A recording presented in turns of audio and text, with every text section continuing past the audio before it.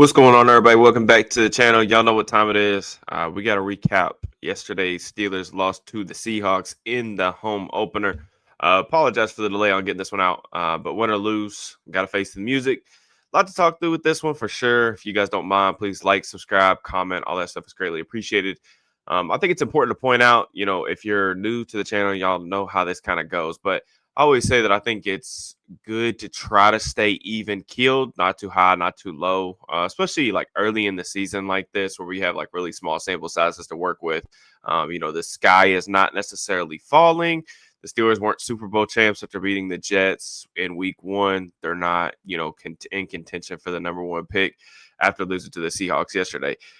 It's just, but having said that, there is a lot of things that we need to talk through for sure, just because of how my schedule has been over the last 24 hours. I wanted to go back and watch some of the tape, and I've already like watched the game a couple of times.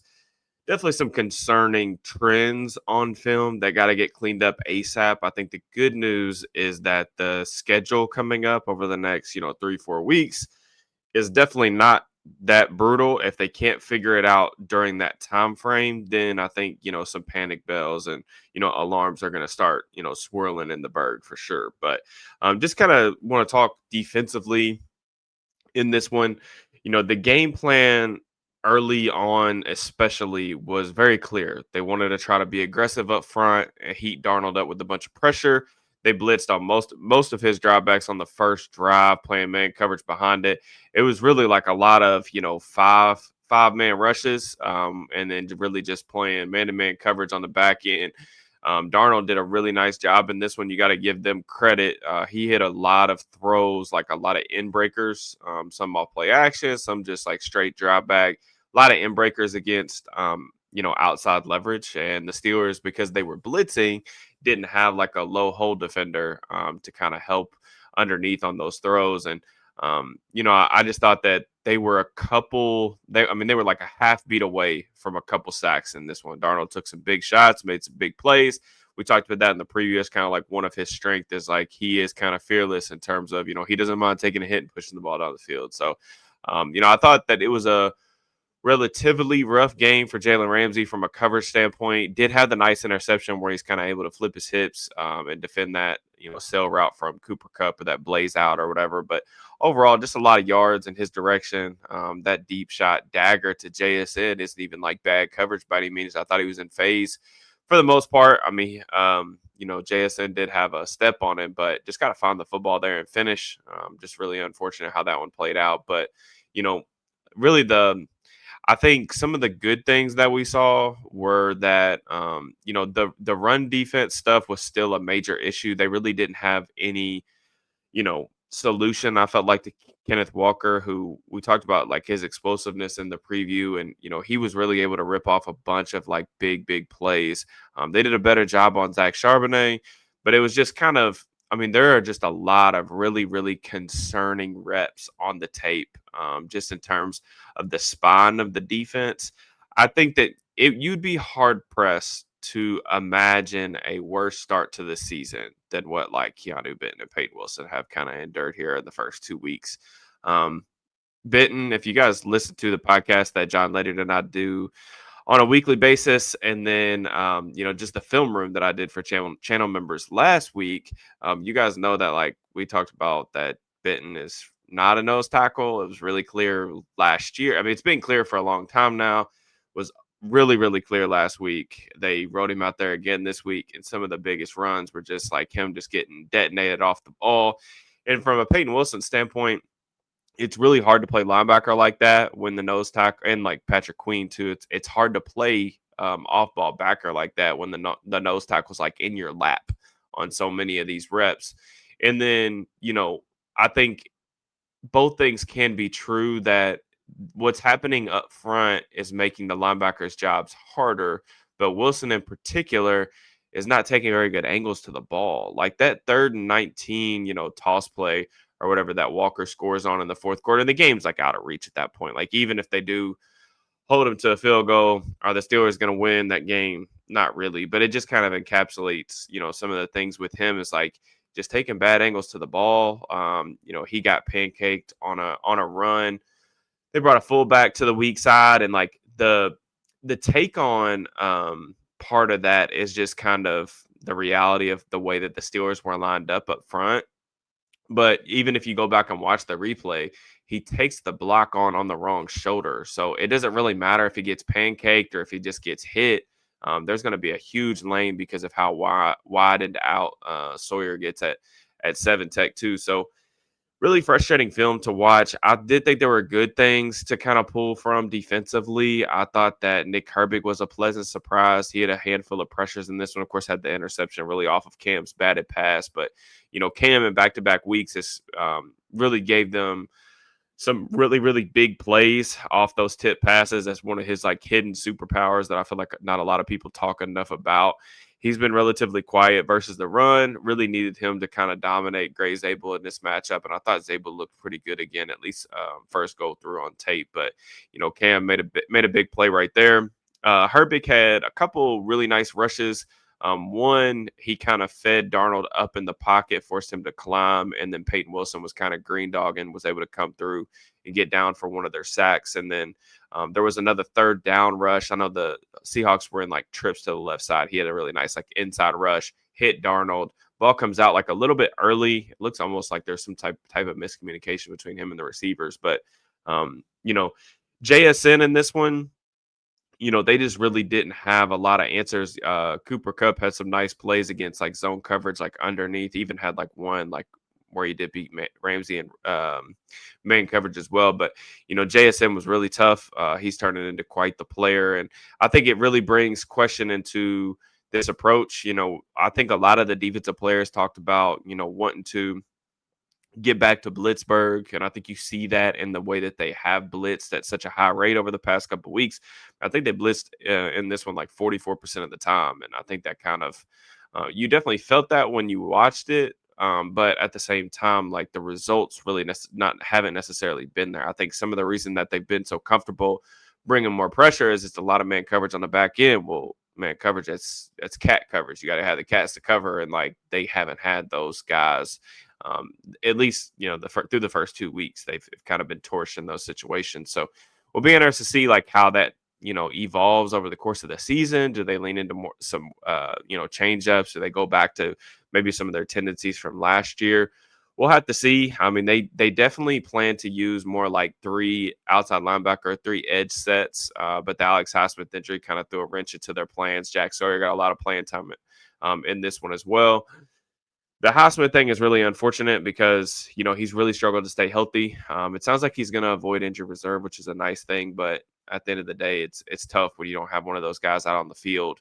And then, your depth kind of gets where it really starts to be a little bit of a problem when coming into the season that was, planned to be a strength. But Herbig misses week 1, Highsmith misses week 2, and potentially, the next 3 to 4 games as well. Probably out at least until the bye week, I would assume. But we'll see what happens with that. I thought Queen did some really nice things against the run. Definitely wasn't a perfect game from him overall, but it was really hard to find like bright spots in this one. Just like to be quite honest with you, I didn't get the feeling watching live that a lot of their best players played extremely well in this one. But Queen had some really nice plays against the run. I think he finished with 5 stops on the day. That was a team high for sure. Some plays behind the line of scrimmage, which were nice. I thought that some of the coverage stuff was really more up and down than it was like last week. There were a couple of plays I thought he had the capacity to make and just didn't. The goal line pressure is one of them where Darnold ends up getting the touchdown. He kind of looks him off with his eyes. I thought Darnold did that a couple times, looking zone defenders off and then finding throw windows afterwards. TJ Watt, 6 straight games without a sack. I think I've seen 400 people tweet that over the past like 24 hours.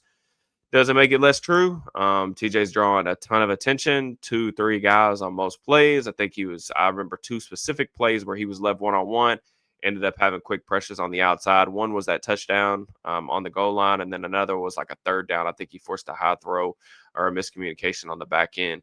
But they need more splash. I mean, there's nothing else to it. They did some things where in terms of like moving him around, they incorporated more stunts. So in that regard, they did adjust to try some different things, but with what he's, his contract being what it is, like they need more splash plays, more impact plays from him. And it just hasn't happened through the first 2 weeks. So we'll monitor that moving forward. Offensively, I don't really know even what to say. I mean, I thought that Jalen Warren was outstanding. That was a very clear bright spot. I feel like silver lining in this one. I think that there's like a realistic chance where we get to the end of the season and like Warren is, I think, widely understood as the best player on the Steelers offense. I think that that's like within the realm of possibilities if he stays healthy. But Warren was really good yesterday. I thought that he made the most out of what was blocked for him up front. Then I also thought that he created a lot on his own, which was really nice. I thought his vision was really solid, got him going downhill, which was a nice thing. 43% rushing success rate. You know, it's not like world beating or anything like that, but it is much better than like how they ran the ball at times last week. Of course, what he did out of the backfield was huge too. Created some nice splash. I think 3 of his 4 receptions, I think, were successful plays. The 65-yard, check down yards after catch off the ad lib was really nice as well. I think he broke or forced about 5 missed tackles after the catch. Just one of the more outstanding plays. Unfortunately, the Steelers aren't able to convert, get down in the red zone. I think that's where some of the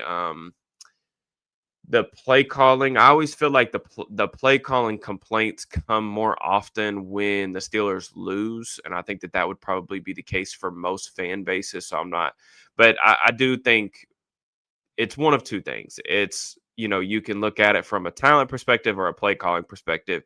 I think it's pretty telling that like after that play specifically, the very next play I think is it's like a fake. It's like a fake zone, fake orbit to Calvin Austin, and then they're trying to throw him a screen. But one, Calvin's really not that type of player. Like they tried that last year, and that's just not like the way to get him the ball, even though you would think it might be because he does return kicks for him.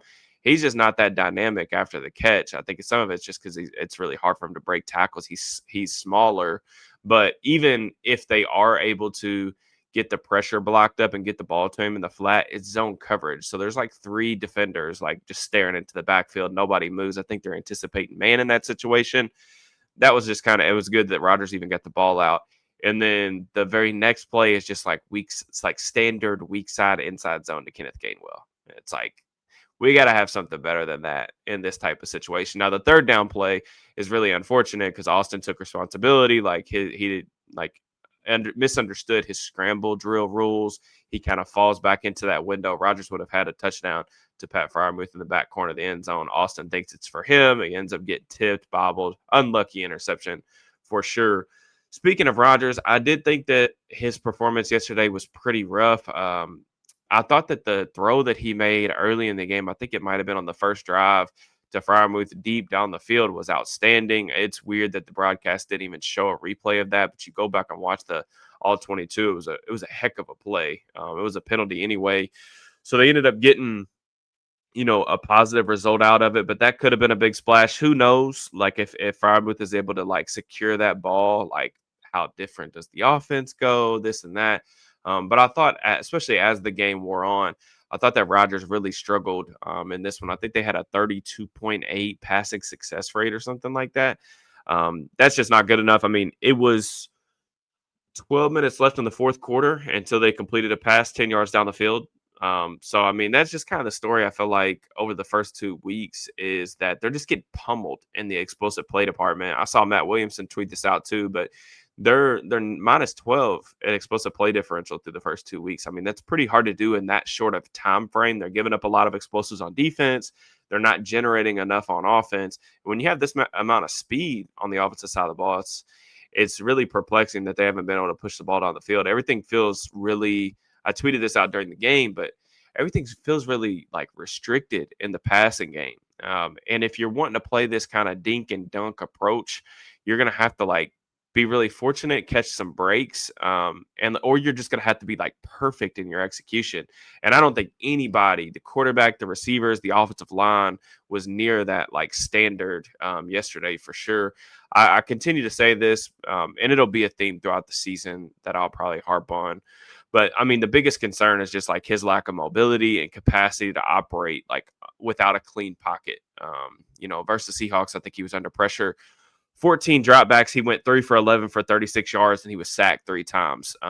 Like if you look at the EPA generated on those plays, the Steelers like basically lost a point of EPA every time he was pressured. I mean, that's just not like it's not a sustainable way to live on the offensive side of the ball. Now, the other guys around Rodgers weren't good enough yesterday either, and I think that that's worth pointing out because like if you had this expectation that you're going to sign a 41-year-old quarterback, you need to surround him with guys that are going to do their jobs. And I thought the outside offensive line and pass protection was definitely far from clean. I thought Troy Fautanu took a little bit of a step back this week. Definitely struggled. Gave up a couple quick pressures. There were definitely some times where I felt like Rodgers himself ran himself into pressure or into sacks, but offensive line wasn't clean enough, kind of definitely made him feel a little bit antsy in the pocket. I think DK had a roller coaster day, had some nice plays, but unfortunately, just like not enough through the passing game. It's going to be hard for them to like have a successful day through the air if he's only able to come away with like 20 receiving yards. That's just not going to, credit to. I thought just going through the tape, I thought Josh Jobe and Tariq Woolen played him really well and really had sticky coverage throughout. So it's not like there were a bunch of missed opportunities, but it was a lot of like quarters, a lot of quarter, half. But even when they did go man coverage, like I thought that those guys kind of rose to the challenge and were able to kind of match him fairly well. The first slant, I think the graphics said that like he had 2 drops. Like he needs to catch the ball on that first slant. But I thought that either the depth or something was wrong with the timing on that play because I didn't think the accuracy was that great. Whether that's on the quarterback, whether it's on the receiver, whatever. But then like the rollout, on all those rollouts, you've got something to the flat, something coming over, and then something usually to like the corner or some type of clear out deep. So that 3-level boot flood concept. Metcalf's got to work back to the ball. Like he does a nice job kind of slowing up and not running himself into trouble. But as Rodgers gets his eyes back to him, you got to come back to the ball. Perfect example of this is like all you got to do is go to YouTube and go watch like Jackson Smith and Jigba highlights from last week. He had a similar-ish play where it's not a bootleg, I think, but Darnold is like outside of the pocket and JSN like works back to the football in flight. And it's one of those things where it's like, okay, like he's this huge receiver, like he can make those plays in contested catch situations. Okay, that hasn't been the case in recent years, but if you just come back to the ball, you eliminate that angle from the defender, and it doesn't even have to turn into a contested catch situation. You may end up losing a yard that you may have to get back after the catch, but you want to be able to secure the ball.